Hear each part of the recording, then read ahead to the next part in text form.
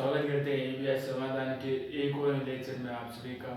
और हम जो बात कर रहे थे सेमेस्टर सेकेंड की बात करते हैं। सेमेस्टर सेकेंड की अगर बात करें तो उसके अंदर पेपर सेकेंड की बात कर रहे थे, जिसके अंदर हमने जो हमारा पहली यूनिट थी, यूनिट नंबर 1, जो किससे रिलेटेड थी, एल्किल एवं एरिल हैलाइडों से वो रिलेटेड थी कि हम इनके बारे में पढ़ने वाले हैं। प्रीवियस लेक्चर के अंदर मैंने आपको बताया था कि इसमें कौन कौन से बिंदु सम्मिलित है। अब जो हमने स्टार्ट कर रखा है, इसको या तो बोलते हैं एल्कीन या इसको बोलते हैं एल्किल। ये है एरिल हैलाइड, इनके बारे में चर्चा करते हैं। और देखिए आपको पता होगा ये जो संरचना है इसको बोलते हैं हाइड्रोकार्बन। क्या बोलते हैं इसको? हाइड्रोकार्बन।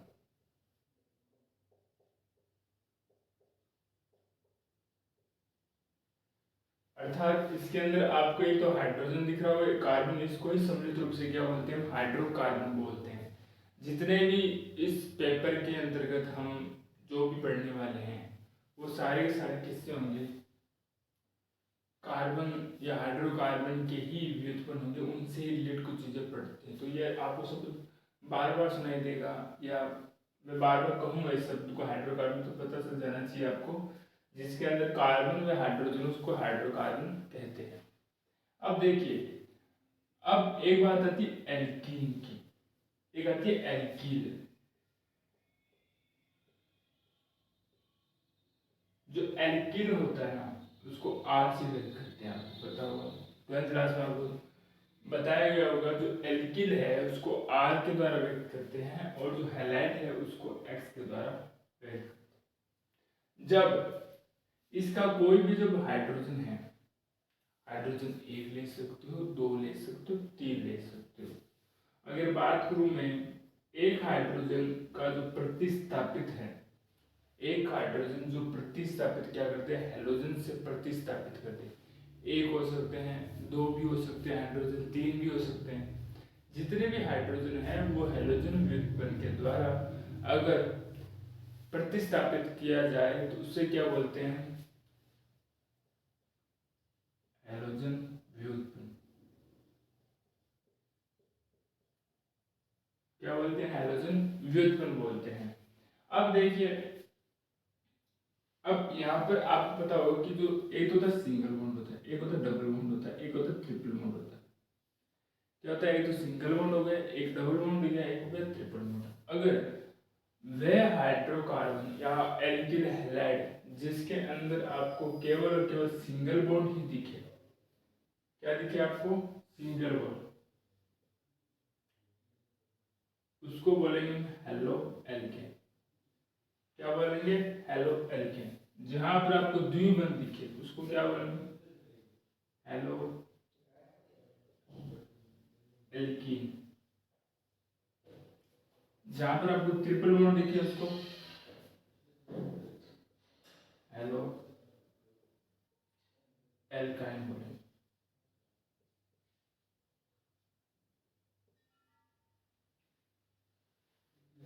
वह हाइड्रोकार्बन श्रृंखला जिसके अंदर आपको सिंगल बॉन्ड दिखे उसको बोलेंगे हेलो एल्केन। जहां पर आपको डबल बॉन्ड दिखाई दे उसको बोलेंगे हेलो एल्कीन बोलेंगे। जहां पर आपको ट्रिपल बॉन्ड दिखाई दे उसको बोलेंगे हेलो एल्काइन कहेंगे। ये बॉन्ड किस प्रकार से हो सकते हैं? देखिए यहाँ पर अगर आप देखेंगे तो कोई भी आपको डबल बॉन्ड से केवल के सिंगल बॉन्ड दिखाई दे रहा है। अगर मैं डबल बॉन्ड की बात करूँ,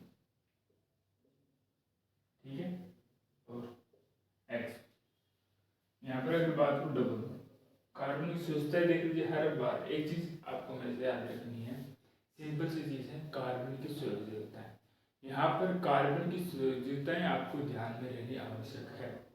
अगर आप संयोजकता पूरी कर लेते हो तो किसी भी प्रकार से रिएक्शन गलत नहीं होती। देखो, 2 हाइड्रोजन से जुड़ा हुआ 2 बंध है, 4 संयोजकताएं पूरी हो जाती है।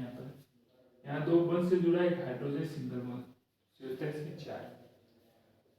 तीसरी बात करें, हेलो एल्काइन की बात करते हैं, ठीक है। ये 1 और 3 बंद 4 हो जाते हैं, 3 और 1 यहाँ से जुड़ा 4।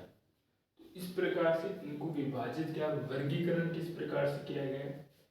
डबल बॉन्ड के आधार पर वर्गीकरण की बात करूं तो बंध के आधार पर वर्गीकरण हेलो एल्किन, एल्को एल्काइन और हेलो एल्किन और एल्काइन के रूप में। अब ये तो हमने कर लिया हाइड्रोकार्बन के द्वारा कि हाइड्रोकार्बन के अंदर सिंगल बॉन्ड हो तो उसे किस प्रकार से करेंगे, डबल बॉन्ड हो तो उस पर किस प्रकार से करेंगे, और ट्रिपल बॉन्ड हो किस प्रकार से करेंगे। अगर हेलोजन की बात हो, कहीं पर आपको एक हेलोजन दिखाई दे रहा है तो उसको मोनो, दो दिखाई दे रहा है उसको डाई, तीन दे रहा है तो उसको ट्राई, और चार दे रहा है तो उसको टेट्रा। क्या कहेंगे उसको? चार। सपोज ये जैसे मैंने यहाँ पे लिखूं, यहाँ पर जो हेलोजन है वो डाई हेलाइड है। ये क्या हो जाता है? Die halide. हमने डाई ट्राई टेट्रा के बारे में अच्छे से जो पहले फर्स्ट पेपर है उसके अंदर कुछ शब्दावली देखी हुई थी, वो इसके आधार पर दी गई थी। ठीक है, ये कंप्लीट हो गया आपका। अब हम बात करते हैं स्थिति के आधार पर। अब जो हेलोजन है उसकी स्थिति के आधार पर भी कि वो कहाँ जुड़ा हुआ है, कौन सी स्थिति में जुड़ा हुआ है, उसके आधार पर भी अलग अलग है। जैसे प्राथमिक एल्किल हैलाइड, द्वितीय एल्किल हैलाइड, तृतीय एल्किल हैलाइड। अगर सोचिए जैसे हेलोजन है, वो हेलोजन यहाँ पर अंतिम में जुड़ा हुआ है, मतलब उसके आसपास सिर्फ उसे सिंगल बॉन्ड दिखाई दे रहा है और कुछ इस प्रकार से रचना के साथ जुड़ा है, तो उसको प्राथमिक हम एल्किल हैलाइड कहेंगे। प्राथमिक एल्किल,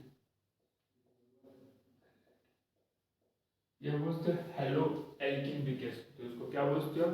हेलो एल्किन भी कह सकते हैं। इस प्रकार की संरचना के साथ जुड़ा हुआ हो तो उसे बोलते हैं द्वितीयक। अब इसमें आखिरी अंतिम की बात करते हैं हम तृतीय की।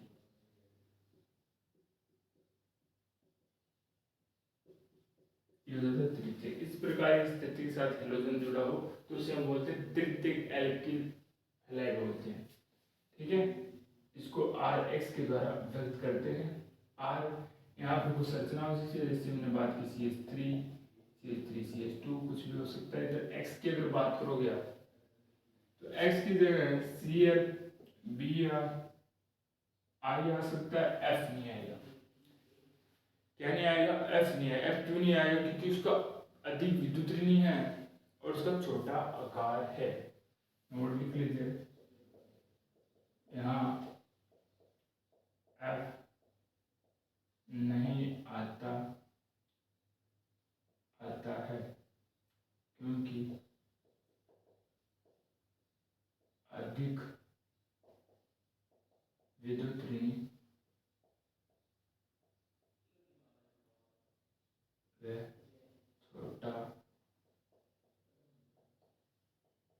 आकार। वो एक विद्युत ऋणी है और उसका आकार क्या? उसका छोटा है। उन्हें देख लीजिए, मैंने क्या कहा है कि जिस हाइड्रोकार्बन जैसे कार्बन में हाइड्रोजन जुड़े हो, उस स्थिति के अंतर्गत कोई भी हेलोजन क्या करते हैं? एक हाइड्रोजन दो हाइड्रोजन द्वारा हेलोजन का प्रतिस्थापित कर दिया जाए, हेलो व्युत्पन्न बोलते हैं। या उसको हम बंध के आधार पर अगर बात करें तो उसको हम हेलो हेलो एल्किन बोलते हैं, हेलो एल्किन, एल्कीन, एल्काइन कहते हैं उसको। ठीक है, अगर मैं बात करूँ हेलोजन की, अगर कहीं पर भी हेलोजन एक जुड़ा हो तो उसको मोनो, दो डाई, तीन टेट्रा, तो तीन को ट्राई, चार को टेट्रा, पांच को पेंटा, इस प्रकार से वो चलता रहता है। अगले बात करूँ मैं हेलोजन की स्थिति, जुड़ने की स्थिति बात करूँ तो इस प्रकार से जुड़ा रहता है एक बंध के द्वारा, जिसके आसपास सिर्फ सिंगल बंध हो उपस्थित, तो वो कहलाता है प्राथमिक एल्किल हैलाइड। इस प्रकार से जुड़ा हो द्वितीयक एल्किल हैलाइड, इस प्रकार से जुड़ा तृतीय एल्किल हैलाइड कहलाता है। इसको पूरे को अगर समाप्त को तो RX के रूप में लिख सकते हो। R की जगह कोई भी हाइड्रोकार्बन श्रृंखलाएं आपके पास हो सकती है A to Z। और इसकी बात करूँ यहाँ ClBr अर्थात क्लोरीन, ब्रोमीन, आयोडीन होती है, फ्लोरीन नहीं होती, क्योंकि फ्लोरीन का जो आकार है वो छोटा होता है, अधिक विद्युत ऋण के कारण फ्लोरीन नहीं जुड़ती है। एक बार इतना नोट डाउन कीजिए, फिर हम इसके बारे में और अधिक आगे बढ़ते हैं।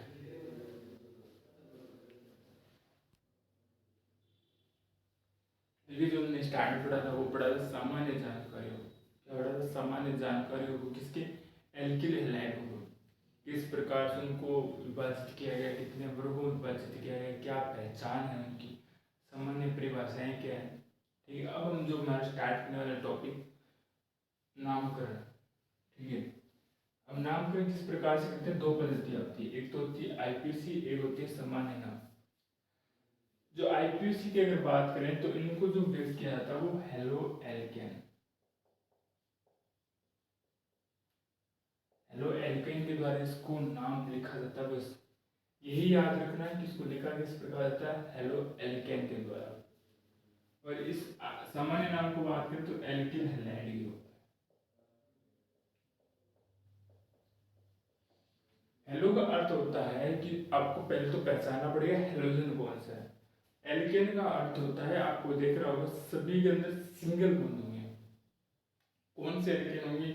आप इस कार्बन, एक कार्बन है तो वहां पर मेथ, दो कार्बन तो एक, तीन कार्बन है वहां पर प्रो, चार है तो ब्यूट। इस प्रकार से आपने अच्छे से इस कार्बन श्रृंखलाओं को याद किया होगा, कितने कार्बन श्रृंखला के आधार पर हम किस प्रकार से उनको नाम देते हैं। अगर मैं पहले ही की ये बात करूं, अगर मुझे लिखना है आईपीएसी नाम, किस प्रकार से लिखूंगा? पहले इसमें हेलोजन को पहचानते हैं। आपको हेलोजन दिख रहा होगा, इसमें क्लोराइड, पर क्लोराइड में लिखेंगे हेलो के रूप में, मतलब क्लोरो में लिखेंगे इसको, क्या लिखेंगे? Chloro, chloro. फिर हमने पहचाना इसके एल्केन, क्या है इसमें? एक कार्बन, एक कार्बन बोलते हैं मेथ, तो हो जाता है हमें एल्केन अर्थात मेथेन लिखना है, क्लोरो मेथेन, ये हमने लिख दिया। सामान्य नाम की अगर बात करोगे तो इसके अंदर देखिए हमें लिखना है एल्किल हैलाइड में। पहले एल्किल पहचान लीजिए कौन से इसके अंदर एल्किल की बात करें तो देखिए एक कार्बन वाला मेथिल, हैलाइड कौन सा है? Chloride, methyl chloride. ये हो गया इसका आईपीसी नाम और सामान्य नाम। दूसरे की अगर बात करेंगे तो दूसरा कुछ इसी प्रकार से होगा, कुछ नहीं, यहाँ पर आपको जो चेंज करना होगा, दो कार्बन, दो कार्बन के लिए लेते हैं एथेन। यहाँ पर आयोडीन है तो उसको बोलते हैं आइडो, क्या बोलते हैं? आइडो एथेन। अगर यहाँ पर आप बात करोगे तो जो दो समूह है उसको क्या बोलते हैं? एथिल, क्या बोलते हैं? एथिल आयोडाइड बोलेंगे, एथिल आयोडाइड। अब यहाँ पर देख लेते हैं, अब हमको क्या देना पड़ता है? नाम देना पड़ता है, अक्षर देने पड़ते हैं, अंक देना पड़ता है। अंक जहां पर भी जिस समूह को सबसे अधिक कम मिलते हैं वहां से गिनना स्टार्ट करते हैं। पहले समूह को गिन लेते हैं, इसके अंदर होते हैं तीन। हाइड्रोजन कौन सा है इसके अंदर? ब्रोमो, तो वन ब्रोमो कितने हैं इसके अंदर? तीन, तीन को बोलते हैं प्रोपेन, वन ब्रोमो प्रोपेन। और इसको सामान्य नाम क्या बोलेंगे? प्रोपिल ब्रोमाइड, इसको बोलते हैं एन प्रोपिल ब्रोमाइड। इसके नीचे ही अगला बात करें चौथे नंबर की, से नंबर है एक, दो, तीन और उसके बाद चार। अब चार दिखाई दे, अगर कहीं पर भी देखने योग्य बात है, अगर कहीं पर भी आपको एक कार्बन के साथ कोई भी समूह जुड़ा हुआ हो और उसके आसपास दो मेथिल समूह जुड़े हुए हों, ऐसा कार्बन जिसके साथ एक तो जुड़ा हो, अन्य समूह कोई सा भी हो सकता हो, और एक जुड़ा हुआ उसके साथ हाइड्रोजन, और दो क्या जुड़े हुए उसके साथ मेथिल समूह। सामान्य स्थिति यही है कि एक तो हाइड्रोजन कोई भी समूह जुड़ा हो सकता है, एक हाइड्रोजन जुड़ा हो, दो मेथिल समूह, तो इस स्थिति को क्या बोलते हैं? आइसो, क्या बोलते हैं? आइसो बोलते हैं। आइसो का जो प्रयोग है हम किस में करेंगे? सामान्य नाम में। और इसमें अगर मैं बात करूं तो केवल और केवल मैं अंक देना पड़ेगा, कहीं से भी दे दिए इसको दो ही नंबर मिलने वाले, तो दो सिमिलर सा हो जाएगा, ब्रोमो प्रोपेन हो जाएगा। सामान्य नाम की अगर मैं बात करता हूँ तो इसको किस रूप में रखा जाता है, देखिए पहले हम लगाते हैं आइसो। आइसो आइसो किसकी स्थिति, इसकी किसकी, एल्किल समूह की। आइसो ये क्या हो गया, प्रोपेन। क्या हो गया, आइसो प्रोपेन हो गया, iso propane, propyl sorry iso propyl. फिर क्या हो जाएगा, ब्रोमाइड। इसकी अगर बात करोगे, उन्हें इसको अगर लिखने का प्रयास करोगे तो 1 क्लोरो ब्यूटेन, 1 क्लोरो ब्यूटेन। सामान्य पद्धति में इसके नाम की बात करोगे तो कुछ नहीं लिखना, जिस प्रकार से हमने इसको लिखा था एन प्रोपिल, तो इसको भी लिखते हैं एन ब्यूटिल क्लोराइड। अब हम जो हम बात करने वाले हैं इसकी बात करें अगले समूह की। अब देखिए इसके अंदर अगर बात करोगे तो दो आ जाते हैं, कहीं यहाँ से सबसे कम नंबर यहाँ से मिलने वाले, इसको 2 क्लोरो के द्वारा इसको लिख सकते हो आप।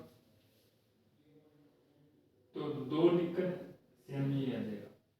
सामान्य नाम की जो देखिए, सामान्य नाम की अगर मैं बात करूंगा तो ये जो स्थिति है इसको बोलते हैं हम द्वितीयक स्थिति।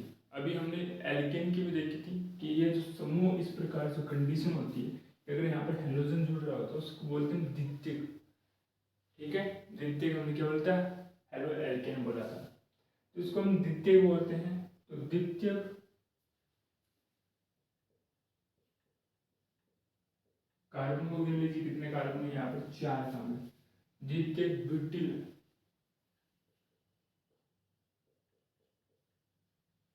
द्वितीयक ब्यूटिल क्या जाएगा, क्लोराइड। क्या जाएगा यहाँ पर, क्लोराइड है।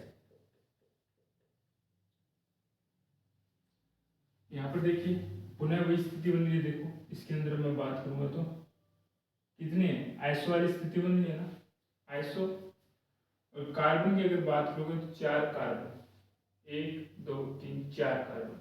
ठीक है, अब आईपीसी के नाम की बात करोगे तो सबसे कम नंबर इसको मिलनी चाहिए, फिर इसको सुनो जैसे कि लिखेंगे, देखो 1 क्लोरो, एक भी क्या जुड़ा है, क्लोरो।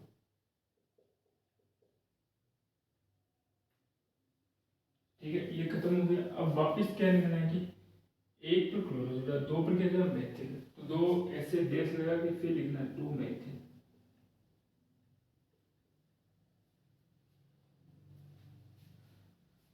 और कार्बन ऐसे देखो, ऐसे नहीं लेंगे हम 1 2 3 4 नहीं, हमें इस प्रकार इस श्रृंखला बनानी है, या तो ये श्रृंखला बन सकती है ऐसे।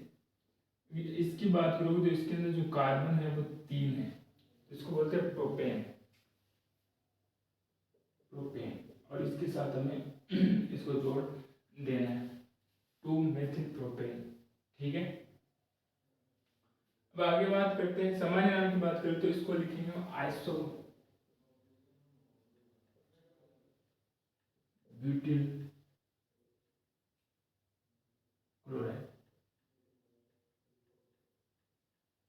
आखिरी जो अंतिम वाला जो बचा है उसको देखिए, इसके अंदर में क्या करना है, सबसे बड़ी कार्बन की श्रृंखला देखनी है। आईपीसी नाम जब भी आप करोगे तो एक याद रखना, आपको बताया होगा, सबसे बड़ी कार्बन श्रृंखला देखते हैं अगर आईपीसी नाम लिखना होता है। सबसे बड़ी कार्बन श्रृंखला ये है। इसके अंदर बात करूँ 2 नंबर स्थिति पर ही हमारे क्लोरो क्या जुड़े हुए हैं, 2 नंबर स्थिति क्लोरो मेथिल जुड़े हुए हैं, तो इसमें लिखते 2 क्लोरो 2 मेथिल प्रोपेन। और ये जो स्थिति है वो है तृतीय, तो इसको है तृतीय ब्यूटिल क्लोराइड। क्या बोलते हैं इसको, तृतीय ब्यूटिल क्लोराइड। ठीक है, आशा करते हैं आपको ये सभी आईपीसी नाम बस याद रखने योग्य बात क्या है, हमारे पास पहले है हेलो एल्किन। ठीक है, दूसरों इसको सामान्य पद में एल्किल हैलाइड बोलते हैं। एल्किलो की पहचान कीजिए, हैलाइड की पहचान कीजिए। इसमें भी एल्किन की पहचान, एलाइड की पहचान कौन कौन से हैं, फिर एल्केन की पहचान कर लीजिए। ठीक है। दूसरी जो ये बात इस स्थिति की बात करोगे तो इसमें आपको यही देखना है कि कार्बन के साथ एक तो हाइड्रोजन जुड़ा हो, ठीक है, और दो मैथिल समूह जुड़ा हो और कोई एक अन्य समूह जुड़ा हो। वो अन्य समूह इसके अंदर ये वाला है, ये वाला है CH2Cl है अन्य समूह। ये स्थिति क्या होता है, आइसो वाली। अगर आपको द्वितीय की स्थिति प्राप्त करनी है तो किस प्रकार से करोगे कि इसके आसपास दोनों और एक एल की समूह वाले समूह होने चाहिए। ये देखो यहाँ पर एक समूह दिखाई दे रहा है, यहाँ पर तो एथिल मैथिल और एथिल समूह दिखाई दे रहा है और इसके साथ एक हाइड्रोजन जुड़ा हुआ हो और केवल एक समूह हो जिसको बोलते हैं हेलोएल्केन। तृतीय की बात करूँ तो इस प्रकार की कुछ वो संरचनाएं बना रहा हो जिसके साथ एक अन्य समूह जुड़ा हो, उसको बोलते हैं तृतीय की स्थिति। अगर आप इसको अच्छे से नोट डाउन कर लीजिए, ठीक है, फिर उसमें आगे और बात करते हैं। ठीक है, मिलते हैं आपको एक और नए लेक्चर में। जब तक आप क्या करें, रिवीजन करते रहिए।